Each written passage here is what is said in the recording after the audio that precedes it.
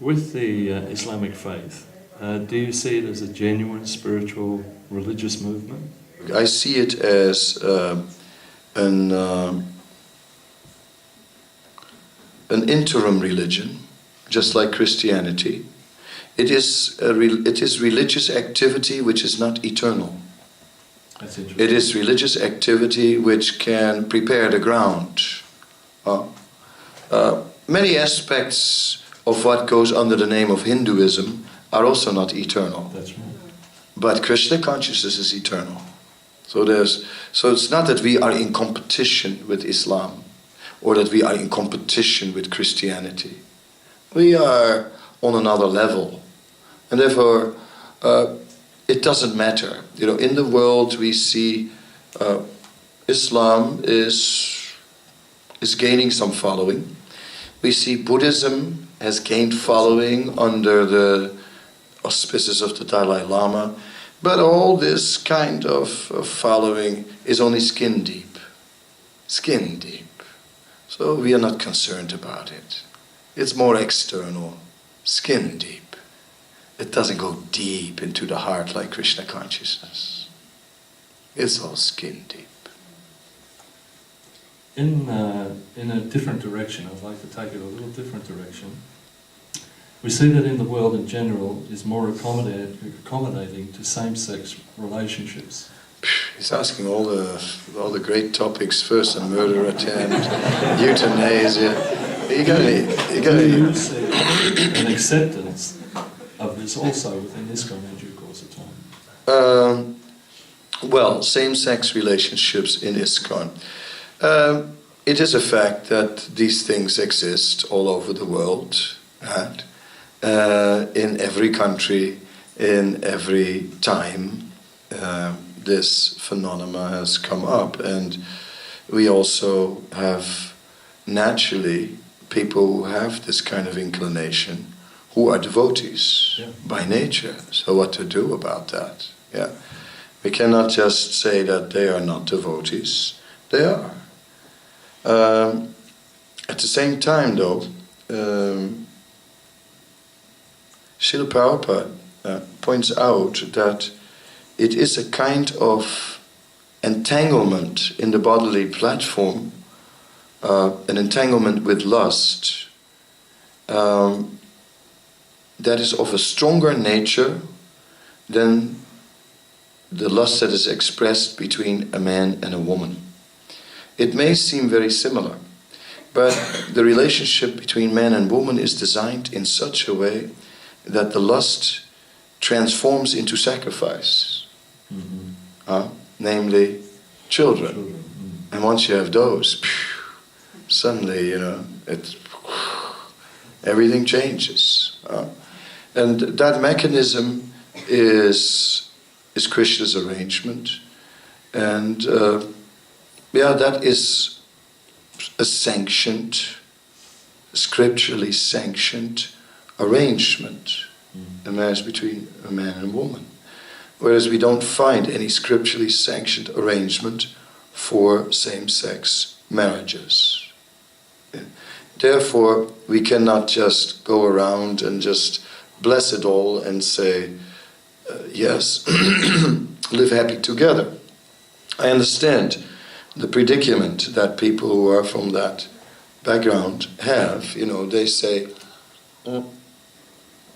but you're accepting people that are of opposite sex, and they can live like, well, a monogamous relationship. That's right. But you don't allow that for same-sex people. So you give us the only option is to go for a renounced lifestyle, and we're not ready for it. You know, we also need the time to prepare.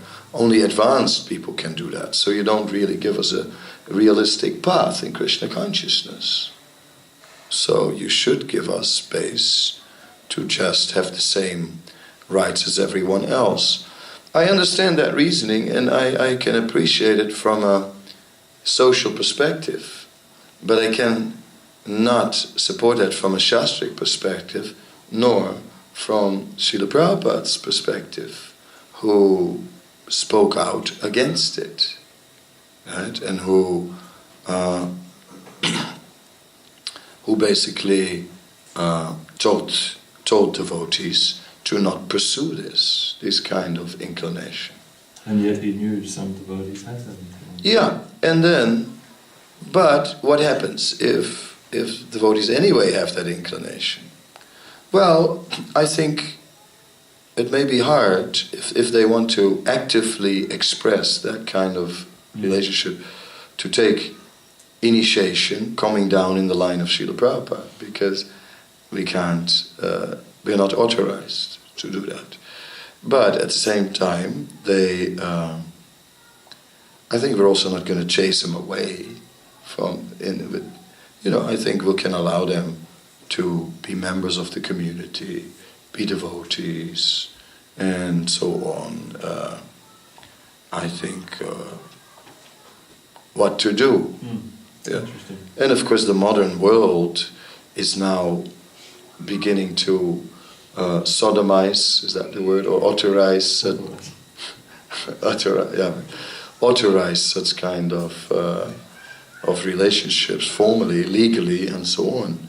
So that puts ISKCON more and more at odds with social trends, and it can create tension. And sometimes I've been caught, in dealings with such people, in such tensions. I have no intention to create trouble for them, you know what I mean? But I cannot change what Srila Prabhupada gave. I have to be, otherwise I'm no longer a bona fide spiritual master. So I cannot say that it is helpful for spiritual life. But anyway, even if one cannot avoid such a relationship, one can still do service for Krishna. Absolutely. Yeah. My final question, Maharaj, is in Australia... Well, thanks for all the fun questions. Well, these are questions that devotees don't necessarily hear during a Bhagavatam class, and that's why I thought it's pertinent that we bring it up. The last one... Well, the other day you were bringing up all kinds of questions about the class. The last one that I wanted to bring up is that they recently did a survey in Australia that 70% of the population actually believes in God. And yet, we see so much ignorance, so much sinful activity going on. Why is that? Well, Prabhupada said that there are two religions that are the religions of the Yavanas, the meat eaters. So, that is Islam and Christianity. So we are not surprised. Once you start meat eating, then one loses all compassion. And then, of course, sinful activities, hard-heartedness will be the result. So why is it so surprising that they believe in God when they are meat eaters? Some sentiment that they believe in God. That's nice. No, it may be there. But it is, at the same time, there is a low level of personal development in terms of the modes of material nature. So it's religion with plenty of influence of tamagun, of ignorance. Right. Thank you, Maharaj. Now, I wonder if there's any questions that anybody has in the audience. What is the difference between Siksha Guru and Diksha Guru? Mm-hmm. It's very hard to choose because we are not in a very higher platform to choose the path. Right. Well, one should not be so quick about Diksha. In the beginning, we take Siksha. And as you described, we should just take Siksha from various Vaishnavas, exalted Vaishnavas, experienced Vaishnavas who can give us many relevant, inspiring instructions, and we take and we learn from them. And that's fine. And Diksha is really not the order of the day. What happens is that we do need to go further, though. In due course of time, we need to develop a deeper relationship. Not just a casual one of instruction, but also that we begin to make commitments to the instructions. Yeah, see, it's like it's really lots of fun that there's someone who gives far out instructions, but we still sit there saying, well, this one I like, this instruction, that one I didn't like so much, so that one I don't take. So I take only the instructions I like. Yeah? That is the beginning. So the next stage is where we start to make a commitment. And when we say, okay, I'm going to commit to the instructions of one particular spiritual master and promise to follow what he says. So then we have another good look at all the Siksha gurus and say like, well, which one do I want to commit to? And then we begin to realize, yeah, well, what does it take to make such a commitment? It takes that there must be some trust. It's somebody can give a great class, but you don't know how they will instruct you outside of the class. The class may be absolutely fabulous, and then you ask, what should I do with my life? And then the next thing you get an instruction, move to China and preach. And I think, like, China, I don't want to go to China. Right? But it says one must follow the order of the spiritual master. So therefore, one must test the waters. One must see that, well, there are so many inspiring Siksha gurus, absolutely. But still there's a few whose nature and whose way sort of appeals to me. Or I have some confidence in them. I have some trust in them, in their, Then one may ask them some questions, either in writing or one may speak to them more personally, and ask them some advice about life, about your life. Don't ask them just questions anymore about general questions. Now just ask, well, this and this is the situation in my life. What do you think? What would be your advice, how I should progress? But because it's still Siksha, you're not bound. So you can test, you can see if it works. And if it starts to fit, if you feel, yes, I'm inspired by this person, I see that the practical instructions that this person gives are something I can deal with. Maybe China is more than we can deal with. It may be spiritually all right, but it may be too much. So if we feel the spiritual master is instructing in a way that I can relate to, then the relationship may be comfortable.